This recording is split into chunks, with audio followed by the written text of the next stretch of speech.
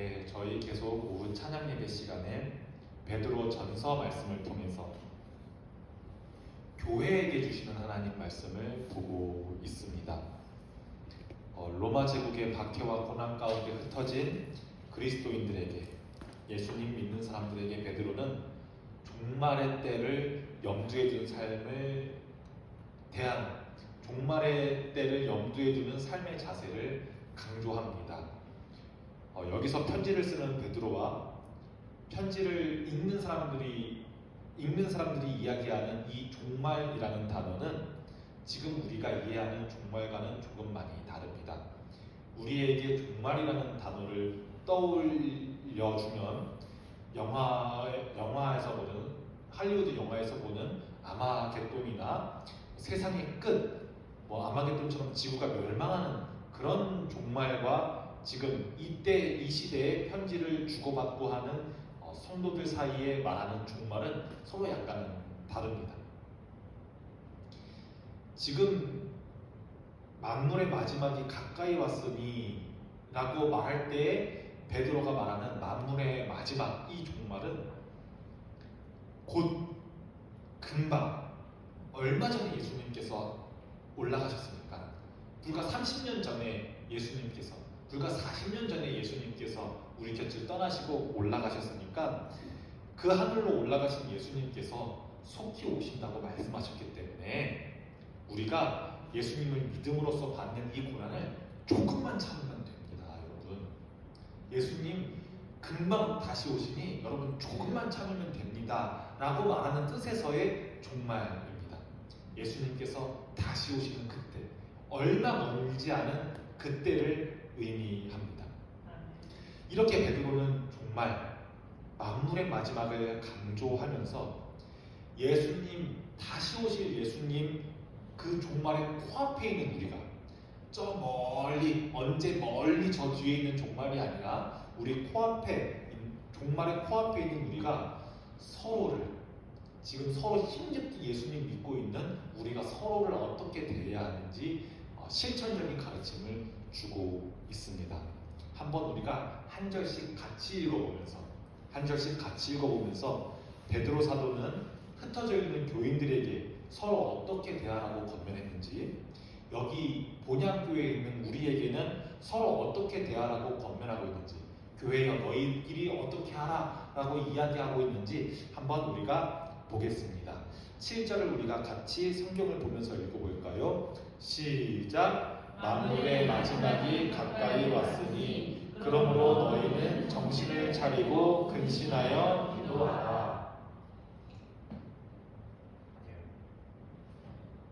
여기서 만물의 마지막, 우리나라 말로는 한자로 종말이라고 되어 있지만 헬라어로는, 신약성경은 헬라어로 적혀 있으니까 그리스어로, 헬라어로는 파루시아라는 말입니다. 곧 오는 무언가입니다. 파루시아라는 단어는 곧 오는 무언가인데, 이 만물의 마지막, 즉 난 지금 종말을 이야기합니다 여러분, 이렇게 지금 말하고 있습니다. 이때는 진짜 예수님이 곧 다시 올 거라고 생각했습니다. 우리가 만났던, 같이 밥 먹었던, 우리한테 가르침줬던 그 예수님이 그 모습 그대로 다시 오실 거라는 소망을 가지고 있었습니다. 지금 우리의 생각과는 조금은 다르죠. 이제 예수님께서 곧 다시 오시기 때문에 그리스도인들에게, 지금 흩어져 있는 기독교인들에게 긴장감과 준비의 필요성을 상기시킵니다. 조금만 버티세요 이야기합니다. 여기서 정신을 차리고 근신하고 라고 말하는 건 신앙의 방향 흔들리지 마십시오. 감정과 행동을 절제하면서 하나님과의 관계를 유지하십시오 라고 지금 말하고 있습니다. 그러니 조금만 버텨라, 느슨해지지 마라, 교회 열심히 다녀라, 이 말이 아닙니다. 곧 다시 오시니 조금만 참으시고 긴장의 끈을 놓치지 마십시오 이야기하고 있습니다. 그 다음에 이제 서로가 서로를 어떻게 대해야 되는지 이제 8절부터 자세하게 기술해 주는데요. 8절도 같이 읽겠습니다. 시작! 무엇보다도 뜨겁게 서로 사랑할지니 사랑은 허다한 죄를 덮느니라. 아마 언어 중에서 언어는 많이 사용되면, 많이 누적되면 언어가 오염되는데 기존의 뜻이 사라지고 다양한 것들이 첨가되면서 원래 모습을 잃어버리게 되는데, 원래 언어가 그렇습니다. 아마 사랑만큼 오염된 단어는 없을 겁니다. 여기서 베드로는 열정적으로 지속적으로 서로 사랑해야 한다고 말합니다. 그리고 허다한 죄를 덮어주라고 말합니다. 이 말은 여기서 말하는 뜨거운 사랑이 말하는 그 뜨거운 사랑은 너만 사랑해, 너 없으면 난 못 살 것 같아 하는 그런, 여기서 말하는 건 그런 뜨거운 사랑을 말하는 것이 아닙니다. 여기서 말하는 뜨거운 사랑은 뜨거운 사랑의 본의가 무엇인지 다시 한번 일깨워줍니다. 그의 잘못을 용서하고 화해로 이끄는 능력이 있는 사랑을 나타냅니다.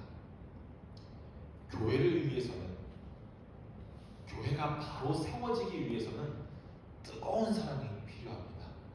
여기서 말하는 뜨거운 사랑, 너 없으면 못 살아, 난 너가 최고야 라는 그런 사랑이 아닙니다. 여기서 말하는 뜨거운 사랑은 서로에게 흠이 보이거든요. 저 사람의 허물이 보이거든요. 다른 사람은 못 보는지 보는지 나는 모르죠. 나는 보인단 말이에요. 근데 그걸 덮어주는 게 별로 안 힘든 거예요.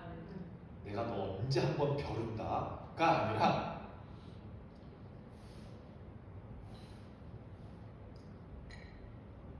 바보같이 그 허물이 안 보이는 거예요. 그 허물이 크게 안 보이는 거예요. 이렇게 서로 허다한 죄를 덮는 뜨거운 사랑으로 서로 사랑하라고 권면합니다. 그리고 9절도 비슷한 이야기를 하거든요. 9절 읽어볼까요? 시작. 서로 대접하기를 원망 없이 하고. 당시 사회에서는 요즘 나그네라는 단어를 잘 안 쓰죠. 당시 사회에서는 나그네와 손님을 환대하는 것이 중요한 교회의 미덕이었습니다.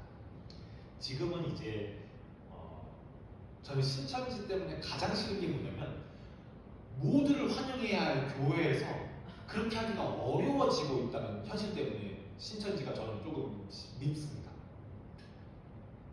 술 취한 사람이든지 못 배운 사람이든지 하루 종일 못 씻어서 술에 취해서 냄새나는 사람이든지 두 팔 벌려서 환영할 수 있는 곳이 교회여야 되는데 이제 신천지 때문에 그렇게 하지를 못해요. 경계합니다. 제가 어디서 성경 공부하는 걸 좋아했었는데요, 이런 말 하면은 아 그러세요? 저희 교회 오셔서 같이 공부해요. 이 말을 이제 우리가 쉽게 할 수가 없는 현실에 처해져 버렸습니다. 원망 없이 반겨줘야 되는데 9절에 나타난 것처럼 원망 없이 대접하고 반겨주고 어서 오라고, 빨리 우리에게 오시라고, 따뜻한 차 있다고, 성경책 줄 수 있다고 이렇게 해줘야 되는데 현실적으로 그게 신천지의 부흥이 엄청나지면서 현실적으로는 못하죠. 여기서 말하는 원망 없이라는 말은 단순히 겉으로만 환대하는 것이 아니라 진정한 마음으로 돈 다 잃어버린 둘째 아들이 외국에서 돌아왔을 때 버선발로 잔치 준비하고 나가는 아버지처럼 그렇게 환영하라는 말입니다. 그러니 교회 잘 다니는 너네들끼리 잘 지내지 말고, 교회 안에 있는 우리끼리 말씀 안에서 기도 안에서 으쌰으쌰 하지 말고 나그네를, 손님을, 객을 원 없이 원망 없이 대접하라고 또 베드로는 이야기합니다. 그럴 수 없는, 지금 그렇게 하기 어려운 현실이 참 안타까우면서 우리에게 큰 울림을 주는 말씀인 것 같습니다. 그 다음에 이제 10절입니다. 시작. 각각 은사를 받은 대로 하나님의 여러 가지 은혜를 맡은 선한 청지기 같이 서로 봉사하라. 각각 은사. 기프트, 달란트 받은 대로 하나님께서 우리를 서로 다르게 창조하시고 서로 다른 달란트, 다른 재능을 주셨으니까 서로 너희들이 각자 받은 재능대로 청지기 같이 봉사라고 하는데요. 이 청지기가 우리 기독교에서 굉장히 중요하답니다. 청지기는 무엇이냐면 주인처럼 생각하거든요. 그리고 주인처럼 행동도 해요. 진짜 자기 안방처럼 자기 거인 것처럼. 주인은 물건을 가진 사람이 주인이잖아요. 자기 물건인 것처럼, 자기 장소인 것처럼 생각하고 행동하는 사람이 주인인데, 근데 이 청지기는 주인처럼 생각하고 주인처럼 행동하지만 실제로는 자기가 주인이 아니라는 것을 알고 있는 사람을 청지기라고 합니다. 완전히 주인처럼 행세하거든요. 근데 나 주인 아니야. 난 내가 주인이 아니란 걸 알아. 내가 빌린 거라는 걸 알아. 이런 사람을 청지기라고 부르거든요. 청지기는 우리가 교회 다니는 사람으로서, 예수님 믿는 사람으로서 정체성을 이해하는 데 굉장히 중요한 단어입니다. 그래서 여러분 다른 설교에서도 많이 보셨을 텐데, 봉사하실 때 청지기가 되십시오. 청지기가 되십시오. 이런 말씀을 많이 들어보셨죠?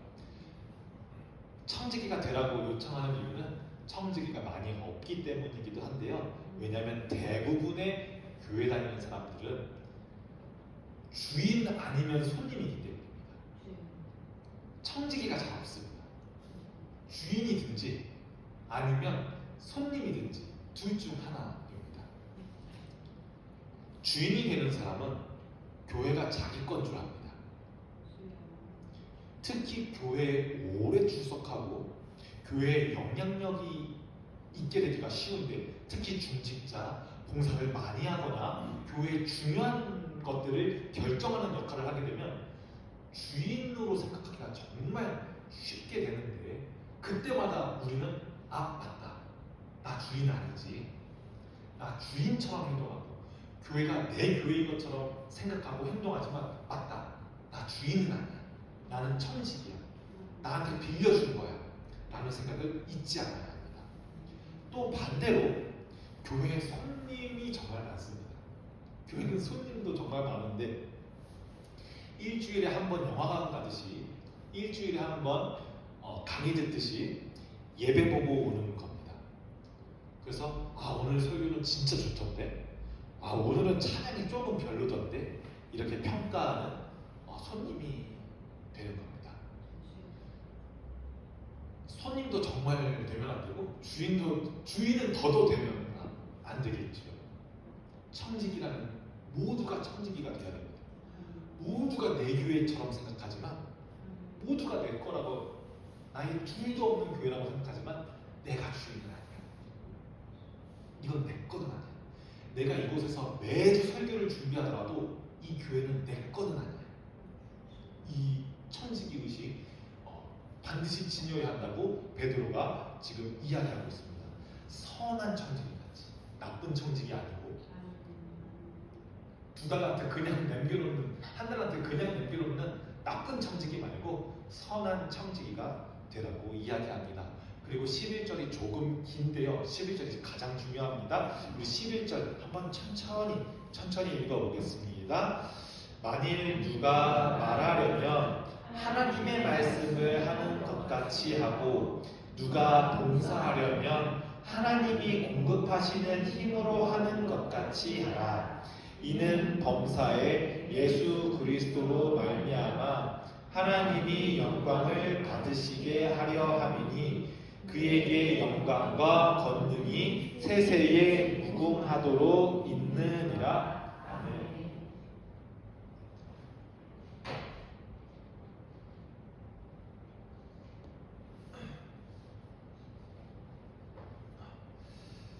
가장 중요한 말씀입니다. 그리고 가장 오해하기도 쉬운 말씀이니 잘 들어보시면 좋겠습니다. 성경 구절에 이렇게 말하는 구절이 많이 없습니다. 당신 말을 하실 때 마치 하나님께서 말씀하시는 것처럼 말하세요. 내가 입 밖에 무언가를 꺼낼 때 마치 내가 입 밖에 꺼낸 이 말이 하나님께서 하시는 말씀처럼 말하세요 라고 지금 말하고 있거든요. 내가 봉사할 때 나한테 손이 있어서 발이 있어서 생각이 있어서 이것저것 하고 봉사도 하고 시간 내서 봉사할 것 아닙니까? 그 힘을 하나님이 공급해 주셔서 내 힘으로 하는 게 아니라 하나님께서 일하는 것처럼 일하십시오.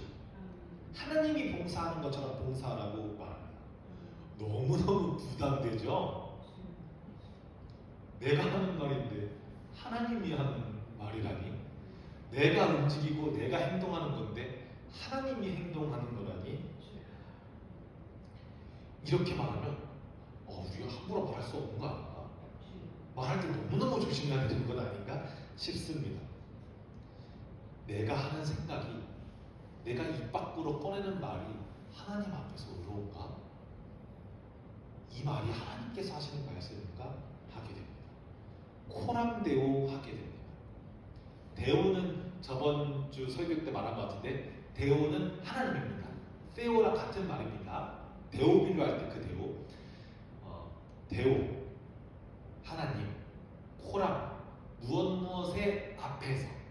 그러니까 내가 생각을 할 때나 내가 말을 할 때나 내가 무엇을 행동할 때나 그것이 마치, 실제로는 마치입니다. 마치 하나님 앞에 항상 있는 것처럼, 마치 항상 하나님 앞에 있는 것처럼 행동하라고 합니다. 내가 하나님인 것처럼 행동하라고 이야기하는데 우리 많은 경우에 교회에서의 어려움과 교회에서의 마음 상함이 어디서 일어나냐면 상대방에게 하나님과 같은 행동을 요구하기 때문에 그렇습니다. 왜 사모인데 저렇게 행동하지? 왜 목사님인데 나보다 기도 많이 안 하는 것 같지? 왜 저 사람은 권사 직분을 받았는데 나보다 봉사를 적게 하지? 상대방에게 완성된 하나님의 모습을 기대하고 왜 그 모습에 충족하지 못하는지 때문에 일어나는 현상이거든요.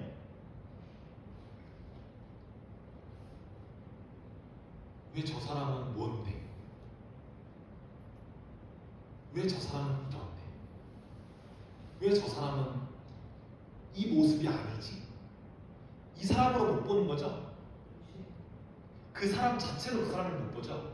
그 사람에게 기대되는 충족치로 그 사람을 보게 될 때 그렇습니다. 근데 상대방이 말할 때 하나님이 말하는 것처럼 듣지 말고 상대방이 행동하는 것을 볼 때 하나님께서 행동하시는 것처럼 보지 말고 너가 행동할 때 하나님의 말씀처럼 해라. 너가 행동할 때 하나님이 공급하시는 것처럼 행동하라고 말합니다. 다시 한번 제가 11절을 천천히 읽어보겠습니다. 베드로가 여러분들에게 말하는 것처럼 베드로가 편지로 여러분에게 붙이는 것처럼 한번 들어봐 주시면 좋겠습니다. 만일 누가 말하려면 하나님의 말씀을 하는 것 같이 하고 누가 봉사하려면 하나님이 공급하시는 힘으로 하는 것 같이 하라. 왜 내가 이렇게 명령하냐면 이는 범사의 모든 일에 예수 그리스도로 말미암아 하나님이 영광을 받으시게 하려 하느니 그에게 영광과 그의 권능이 세세에 무궁하도록 있으니라. 아멘. 하나님의 영광을 드러내기 하기 위함이라고 말합니다.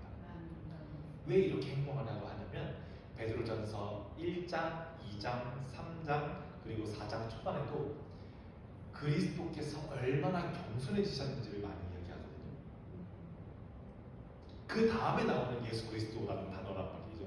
그 맥락 안에 있는 그리스도라는 단어이기 때문에 이렇게 행동해야 그리스도의 몸이라고 칭해지는 교회가 하나님께 영광이 될 수 있습니다. 여러분 마지막 때에 제발 이렇게 행동하세요 라는 말입니다. 여러분 저는 여러분이 하나님의 말씀을 하는 것 같은 사람으로 보지는 않겠습니다. 다만 제가 말 한마디 꺼낼 때, 제가 행동 거지 하나 할 때 하나님께서 말씀하시는 것처럼, 하나님께서 힘주시는 것으로 설교를 준비하는 것처럼 하겠습니다.